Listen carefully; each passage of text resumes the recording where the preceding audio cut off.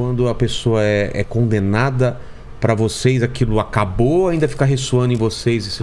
Não nesse caso, não só nesse caso, mas hoje, por exemplo. Acabou o negócio, a pessoa foi condenada, é como se fechasse uma coisa pra você. Legal, eu tenho um caso legal que... de novo, repetindo... Não, repetindo o que a Thelma falou, não quer dizer... Dá o gin pra ela, por favor. Eu vou no banheiro, vocês têm 5 minutos. Eu vou deixar vocês falarem por 5 minutos. Não, repetindo o que a Thelma falou, não é legal o caso em si, né? Mas é o que a gente fala... Às vezes é interessante... o homicídio já aconteceu. Infelizmente, a vida de alguém já foi tirada.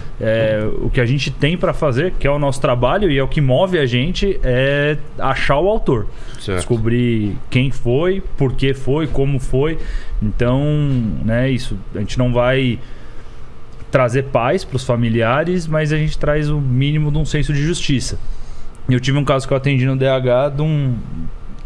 Entrou a princípio como um incêndio. E incêndio aqui em São Paulo, quem faz é uma equipe específica de engenharia. E aí essa equipe de engenharia foi acionada, porque era uma casa que tinha queimado. Quando eles chegaram lá, eles perceberam que tinha cadáveres lá dentro com sinais de violência. Falaram, opa, peraí, que isso aqui não é um simples incêndio. E aí fizeram aquele trâmite normal, avisaram a delegacia diária chamou o DHPP. A gente foi pro local... Então o incêndio começou, o pessoal encontrou o incêndio umas 9 horas da manhã. Aí chamaram bombeiro, chamaram a equipe de engenharia. A gente foi chegar no local 3 horas da tarde. E aí chegamos no local, a casa estava queimada e num dos cômodos da casa tinha uma mulher grávida, morta, e um bebezinho de 8 meses. Putz. De 11 meses. E ela estava grávida de 8.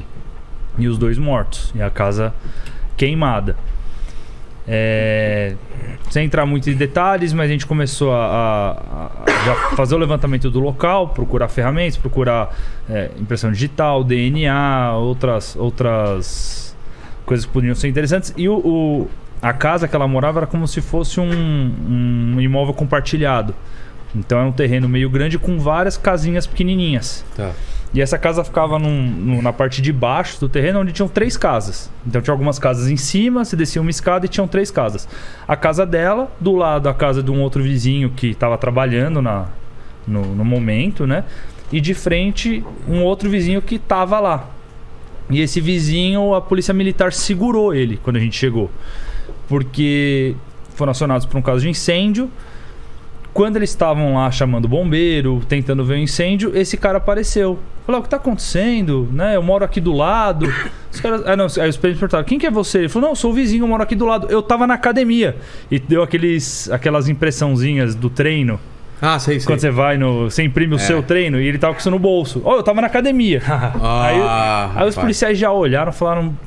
você tava na academia? Tava. Então fica aqui com a gente um pouquinho. Tipo a gente com o negócio do motel, né? Quem leva o comprovante de dizer que tava no motel? Nota fiscal do motel. Tá aqui, como diz o Salada... Cadê seu RG? Não sei, mas a academia tá aqui. Não, como diz o Salada, a nota fiscal do motel era 001, porque o motel nunca emitiu uma nota fiscal. Claro que não. Né? Claro que não. E o cara tinha alguns arranhões, algumas coisas. Seguramos ele... Entramos na casa dele, demos uma vistoriada geral, não encontramos nada, levamos ele pro DHPP. E ele tava falando que não tinha feito nada, a gente ainda questionou se ele iria com a gente no IML para ceder material genético, pra gente poder fazer um confronto, né? Se ele doaria material de forma voluntária, ele falou que doaria. Eu tava nesse dia de plantão 24 horas, então eu tava de manhã e continuei no noturno. Então, durante toda a tarde, ele foi ouvido na delegacia. Tem uma delegacia lá no DHPP, que é a 5ª de homicídios, que é a ECA, que é crimes envolvendo crianças e adolescentes. Então, como tinha um bebê, foi para essa delegacia. Então, ele ficou sendo ouvido lá. À noite, eu mesmo levei ele no IML, junto com o João Paulo, que é um papi que trabalha com a gente. Levamos ele no IML. Enquanto a gente estava no IML, o pessoal da delegacia diária recebeu uma ligação de uma mulher falando que encontrou embaixo da cama da mãe um saco de lixo com roupas de bebê com sangue. Peraí. Quem? Uma mulher ligou falando, eu cheguei na casa da minha mãe Nossa. À noite, minha mãe é diabética, ela não tem as pernas. Eu cheguei na casa dela à noite. Do nada tinha um saco. Embaixo da cama dela tinha um saco de lixo com um cobertorzinho de bebê. E quem é você? Cheio de sangue. E quem é você? Irmã desse cara que tava com a gente lá no DHPP. Da academia. Irmã desse cara. A gente, temos que segurar esse cara. Aí fui nele e falei, você fez o IML, ele fez exame de corpo de delito, fez tudo no IML. Você vai ter exame de corpo de delito é o quê? Basicamente? Ele tinha algumas lesões, alguns arranhões, algumas coisas. Nesse caso era só um... Não era nada? Não, era pra constatar esses arranhões e foi feita a coleta de DNA dele. Tá bom. Pra gente confrontar com aquilo que a gente coletou no local. Voltamos pro DHPP com ele e corremos lá pra casa da mãe dele, que era na rua de baixo da onde ele morava. Chegamos lá, constatamos realmente as roupas com sangue, fizemos todas essas coletas de material genético desse sangue. Nada sobre isso. Não falamos nada. Você vai ter que esperar um pouquinho, tem que esperar sair o laudo do IML, dar uma conversada. Aguarda aí que a gente já volta. Corremos lá pra casa da mãe dele, constatamos isso. Aí o delegado que estava à noite já tinha mudado o plantão, já era uma outra equipe que estava de plantão no noturno.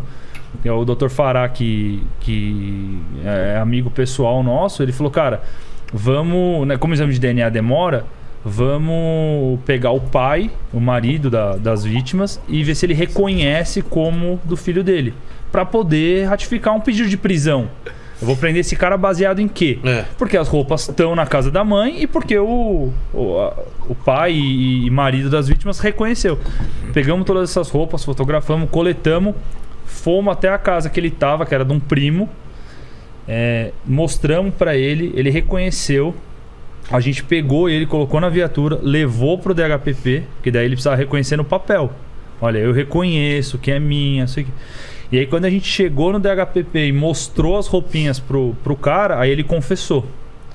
Só que daí a confissão dele inicial foi uma versão de... Eu tinha um caso com ela, o bebê que ela estava esperando era meu.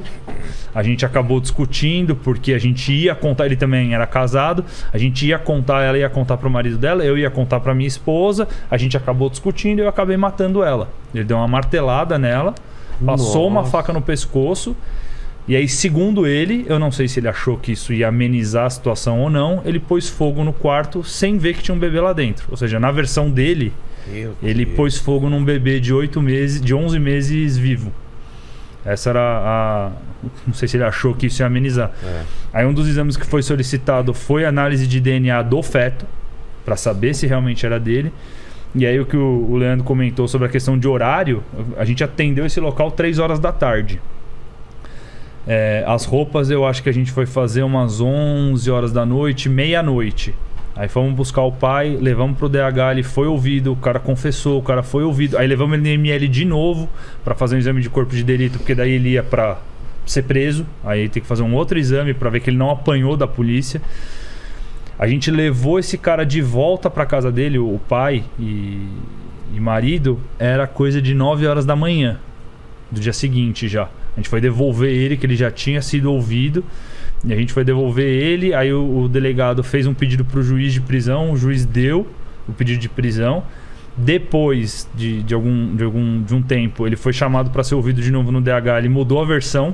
Aí ele já falou que realmente eles não eram amantes, mas aquele papo de que ela provocava porque ela ia pendurar roupa no varal de shortinho e camiseta. Na casa dela, no quintal dela, né? O filho não era dele, então? O filho não, o filho era do cara. A mulher, a vítima e o marido, eles eram nordestinos que tinham vindo pra São Paulo tentar a vida. Eles conheciam de infância, vieram juntos. No mínimo tomou um toco dela, ela falou, mano, eu não quero nada com você, seu bosta. No dia depois ele confessou que ele tentou estuprar ela. Que ele esperou o marido sair pra trabalhar.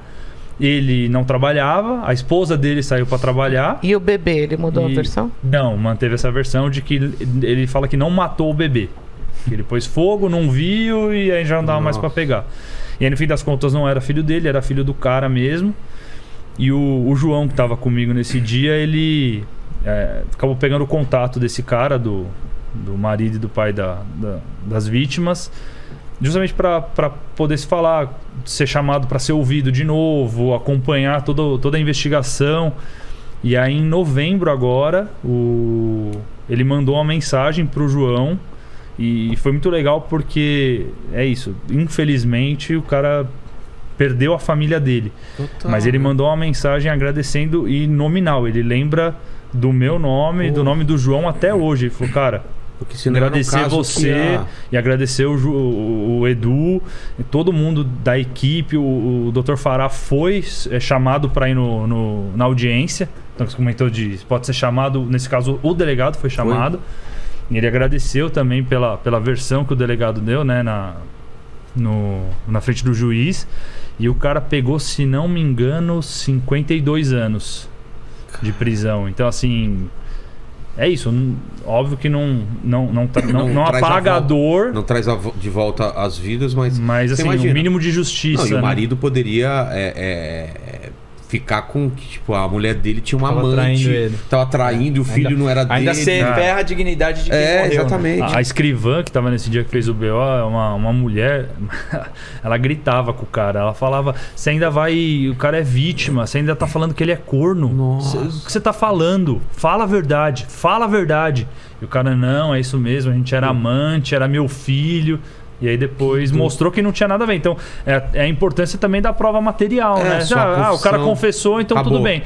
Não, o filho não é seu, foi uma tentativa de estupro, além de são tudo. São tantas variantes que mudam totalmente o caso, porque aí tem a ver com o tempo que o cara vai ficar preso, tem a ver com as qualificadoras, como que a sociedade vai julgar ele. Sim, se vai ter progressão depois para sair temporariamente ou não, tudo isso vai mudar. Nossa.